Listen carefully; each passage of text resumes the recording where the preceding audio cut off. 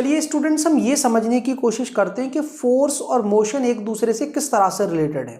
जैसे मान लीजिए आपके रूम में एक चेयर है और उस चेयर को आप मोशन में लेकर के आना चाहते हो। शुरुआत में मैं उसको रेस्ट में मानकर चल रहा हूँ, तो क्या करोगे, आप उस पर एक फोर्स लगाओगे और जब तक आप फोर्स लगाते रहोगे चेयर मूव करती रहेगी। आपने फोर्स लगाना बंद करा, चेयर रुक जाएगी। बहुत ही कॉमन एक्सपीरियंस है ये हमारा। ये बात सबसे पहले किसने कही थी? एरिस्टोटल ने। That was a Greek philosopher, और उन्होंने ये बात 300 ईयर्स बिफोर क्राइस्ट कही थी। मतलब बहुत पुरानी बात है। उस टाइम पर ये बहुत बड़ी बात हुआ करती थी, अब तो हमें ये लगता है ये बहुत ही नॉर्मल बात है। और हजारों साल तक यही बात सही मानी जाती रही कि मोशन के लिए फोर्स का होना कंपलसरी है। लेकिन इस बात को गैलीलियो ने अपने कुछ एक्सपेरिमेंट्स के बाद गलत प्रूफ कर दिया। वो एक्सपेरिमेंट्स तो कई सारे थे, लेकिन उसमें से सबसे इंपॉर्टेंट जो एक्सपेरिमेंट था वो मैं आपके साथ डिस्कस कर लेता हूँ। तो गैलीलियो गैलीलियाई ने एक डबल इंक्लाइन प्लेन लिया, और डबल इंक्लाइन प्लेन ऐसा जिन दोनों ही प्लेन्स का ग्राउंड से जो एंगल है वो शुरुआत में सेम रखा गया। तो उन्होंने क्या देखा कि अगर मैं इस इंक्लाइन प्लेन से किसी एक बॉल को रिलीज करूं तो पहले वो नीचे जाती है, फिर इस प्लेन हॉरिजॉन्टल सरफेस पर आगे की तरफ बढ़ती है और फिर आगे डबल इंक्लाइन प्लेन पर ऊपर की तरफ राइज करने की कोशिश करती है। तो ये बॉल इस दूसरे प्लेन पर तब तक राइज करती है जब तक कि वो ग्राउंड से वही हाइट अचीव ना कर ले जो कि इस वाले प्लेन पर थी। रियलिटी में अगर आप इस एक्सपेरिमेंट को आज परफॉर्म करके देखोगे तो ये वाली जो हाइट है वो उससे थोड़ी सी कम होगी। थोड़ी सी कम क्यों? क्योंकि ये जो हमारी सरफेस है ये फ्रिक्शन वाली सरफेस होती है।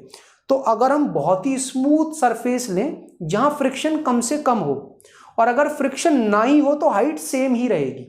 फिर उन्होंने क्या करा कि इस डबल इंक्लाइन प्लेन पर ये जो दूसरा वाला प्लेन है इसके एंगल को घटाना शुरू करा। तो उन्होंने क्या देखा कि ये जो बॉल है वो अभी भी तब तक ऊपर की तरफ जा रही है जब तक कि वो सेम हाइट अचीव नहीं कर पा रही है। उसके लिए उसने इस बार डबल इंक्लाइन प्लेन पर जो डिस्टेंस ट्रेवल की है वो पहले की कंपैरिजन में ज्यादा है। अगर मैं इस एंगल को और कम कर दूं तो सेम हाइट अचीव करने के लिए उसे और ज्यादा डिस्टेंस ट्रेवल करनी पड़ेगी इंक्लाइन प्लेन पर। और मान लो कि इस दूसरे वाले इंक्लाइन प्लेन का एंगल घटा करके अगर मैं 0 कर दूं तो ये जो बॉल है वो लाइफ टाइम इसी हॉरिजॉन्टल सरफेस पर आगे की तरफ चलती रहेगी जब तक कि उसे कोई ऐसी सरफेस या ऐसा आगे इंक्लाइन प्लेन ना मिल पाए जिस पर चढ़ने के बाद वो उस हाइट तक ना पहुंच जाए। तो यहां से गैलीलियो गैलीलियाई ने ये बात बताई कि आप एक ऐसी सरफेस इमेजिन कर लो जहां पर फ्रिक्शन हो ही ना, तो आप बॉडी को एक बार केवल पुश करके छोड़ दो, बॉडी लाइफ टाइम आगे बढ़ती ही रहेगी, वो कहीं भी नहीं रुकेगी अगर सरफेस फ्रिक्शनलेस है। और ये बात बिल्कुल कॉन्ट्रडिक्टरी थी एरिस्टोटल के कॉन्सेप्ट के, क्योंकि एरिस्टोटल का कहना क्या था कि मोशन के लिए कॉन्टिन्यूअस फोर्स लगाना है। दूसरी तरफ गैलीलियो का कहना क्या है कि मोशन के लिए फोर्स की जरूरत ही नहीं है। हाँ, अगर आप उस ऑब्जेक्ट की स्पीड को बढ़ाना चाहते हो, घटाना चाहते हो, डायरेक्शन को बदलना चाहते हो तो आपको फोर्स की जरूरत पड़ेगी। लेकिन अगर आप किसी भी ऑब्जेक्ट को यूनिफॉर्म मोशन मतलब सेम स्पीड से सेम डायरेक्शन में रहने देना चाहते हो तो उसके लिए फोर्स की जरूरत नहीं है। और दूसरी बात यह कि अगर कोई ऑब्जेक्ट रेस्ट में है तो वो रेस्ट में ही रहेगा, इसके लिए भी किसी फोर्स की जरूरत नहीं है।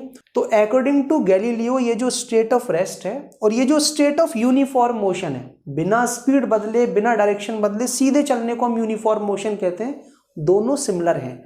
ना तो स्टेट में मेंटेन रहने के लिए किसी फोर्स की जरूरत है, ना यूनिफॉर्म मोशन को मेंटेन करने के लिए किसी फोर्स की जरूरत है। लेकिन आपको यहां पर एक ऐसी सरफेस इमेजिन करनी पड़ेगी जिस पर फ्रिक्शन हो ही ना। और ये जो गैलीलियो का एक्सपीरियंस था कि स्टेट ऑफ रेस्ट और state of uniform motion both are similar, उनको इन्होंने एक लॉ का नाम दिया जिसे कहते हैं लॉ ऑफ इनर्शिया।